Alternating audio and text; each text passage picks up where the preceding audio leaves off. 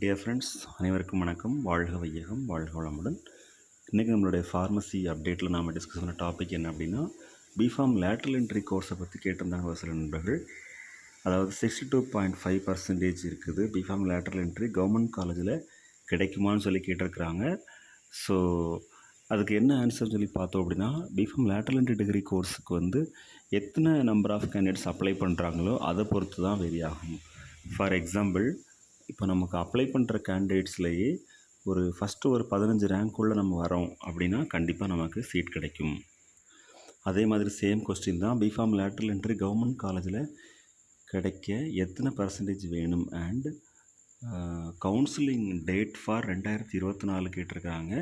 இது வந்து counselling date நம்ம எப்படி சொல்கிறதுனா, நமக்கு tnmedicalselection.org வெப்சைட்டில் diploma in pharmacy lateral entry first of all வந்து பிஃபார்மசி மற்றும் மற்ற பேராமெடிக்கல் டிகிரி கோர்சஸ்க்கெலாம் அப்ளிகேஷன் ரிலீஸ் ஆகும்.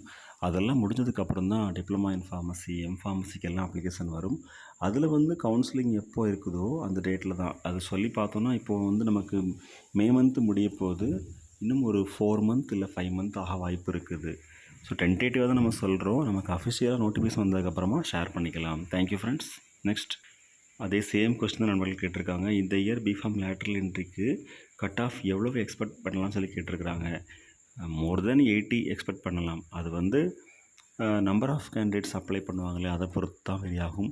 75 கூட இருக்கலாம், 85 கூட இருக்கலாம், 90 கூட இருக்கலாம். நம்ம வந்து கன்ஃபார்மாக சொல்ல முடியாது. ஏன்னா எவ்வளவு ஸ்டூடெண்ட்ஸ் வந்து எவ்வளோ பர்சன்டேஜ் மார்க் எடுத்துக்கிறாங்களோ அவங்களுடைய டிப்ளமா இன் ஃபார்மசி டிகிரி கோர்ஸில், டிப்ளமா இன் ஃபார்மசி கோர்ஸில் அதை பொறுத்து தான் வந்து வேரி ஆகலாம்.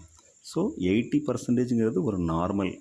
ஓகே, 75 to 85 அந்த ரேஞ்சில் நம்ம எடுத்துக்கலாம். அது வந்து ப்ளஸ் ஆர் மைனஸ் பர்சன்டேஜ் வந்து கண்டிப்பாக வரும். ஓகே, அடுத்து கவுன்சிலிங் டேட் கேட்டிருக்காங்க.